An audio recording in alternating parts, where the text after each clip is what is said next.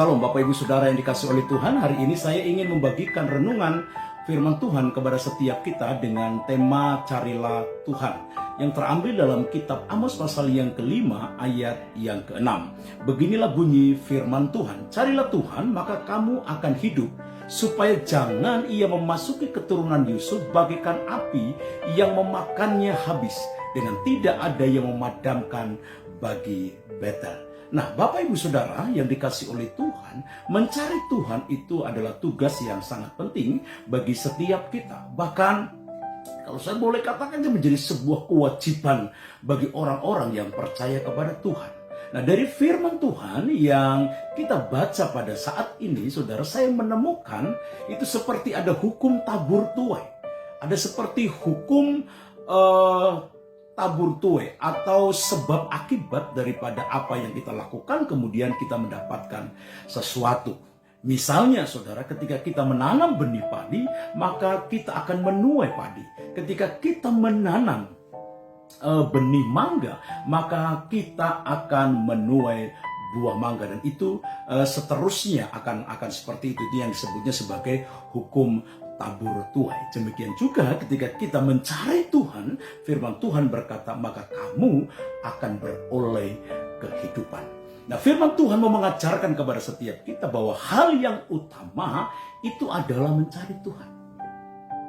Kitab Amos tidak menuliskan mencari rumah Tuhan, tetapi kitab Amos berkata, carilah Tuhan. Artinya yang kita cari itu adalah Tuhan. Itu yang utama, bukan mencari rumah Tuhan. Nah, hari-hari ini orang mengalami kesulitan, saudara, karena mereka memiliki kerinduan untuk beribadah di rumah Tuhan. Bahkan banyak rumah Tuhan hari-hari ini yang sedang ditutup, saudara. Hari-hari ini tidak bisa dibuka karena apa? Karena pengaruh COVID-19. Mereka mengambil sebuah kebijakan, keputusan supaya gerejanya tidak dibuka pada hari-hari ini, untuk menghindari adanya penyebaran virus COVID-19.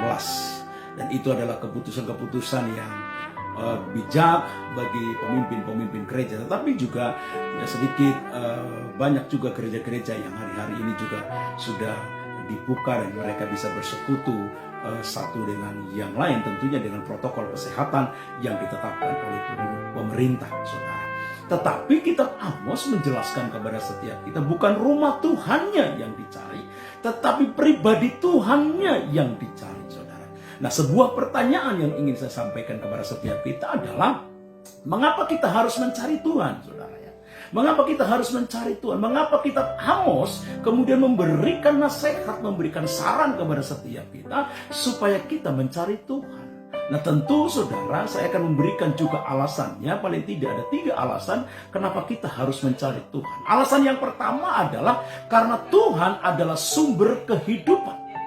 Di dalam Yohanes pasal yang ke-14 ayat yang ke-6, firman Tuhan berkata, kata Yesus kepadanya, akulah jalan dan kebenaran dan hidup. Tidak ada seorang pun yang datang kepada Bapa kalau tidak melalui aku. Yesus berkata kepadanya, akulah jalan dan kebenaran dan hidup, katanya. Jadi Yesus adalah sumber kehidupan. Dia bukan hanya sumber kebenaran, tetapi dia juga sumber kehidupan bagi setiap orang yang percaya.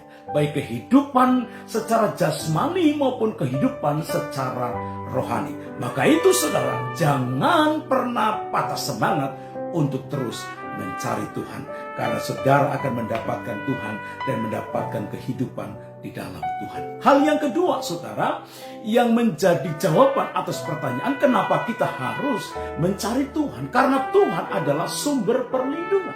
Di dalam Mazmur pasal 94 ayat 22, firman Tuhan berkata, tetapi Tuhan adalah kota bentengku dan Allahku adalah gunung batu perlindunganku. Akan tetapi Tuhan telah menjadi kota bentengku dalam terjemahan yang lain, dan Allah gunung batu tempat perlindunganku.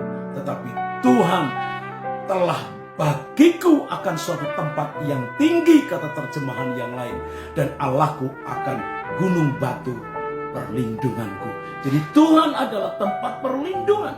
Setiap orang yang datang kepada Tuhan, setiap orang yang mencari Tuhan, dia akan menemukan Tuhan sebagai sumber perlindungan. Sehingga apapun yang kita hadapi hari-hari ini, ada ancaman apapun saudara, datanglah kepada Tuhan, karena Tuhan akan melindungi kehidupan kita. Hal yang ketiga saudara, yang terakhir adalah kenapa kita harus mencari Tuhan? Karena Tuhan adalah sumber damai sejahtera. Dia shalom bagi setiap kita. Yohanes pasal 14 ayat 27, biarlah damai sejahtera ku tinggalkan bagimu.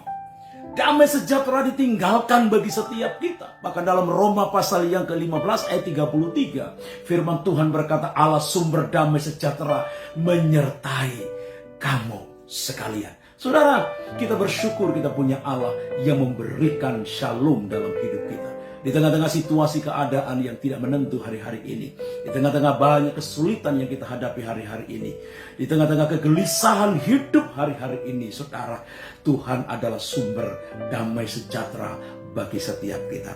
Di tengah-tengah kondisi pandemik COVID-19, di mana dampak yang dirasakan bukan hanya berpengaruh kepada kondisi kesehatan seseorang, tetapi juga berpengaruh terhadap ekonomi, terhadap bisnis kita, terhadap hubungan keluarga, terhadap pendidikan anak-anak nggak sekolah, saudara, mereka harus melalui online dan itu mengalami tingkat kesulitan tersendiri. Gereja belum bisa dibuka, walaupun ada beberapa gereja yang juga dibuka sesuai dengan protokol kesehatan. Itu akan berpengaruh terhadap psikologi seseorang, berpengaruh terhadap psikologi banyak orang, sehingga orang hari-hari ini banyak yang mengalami depresi, banyak yang mengalami stres, banyak yang mengalami hilang harapan. Untuk itu saudaraku yang kekasih di dalam Tuhan, jangan putus asa.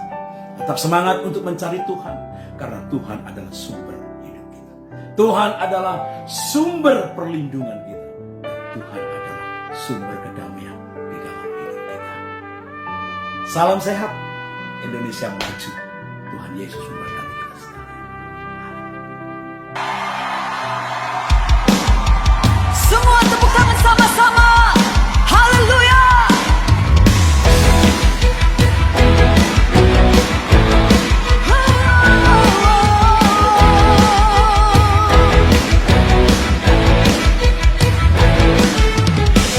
Terpujilah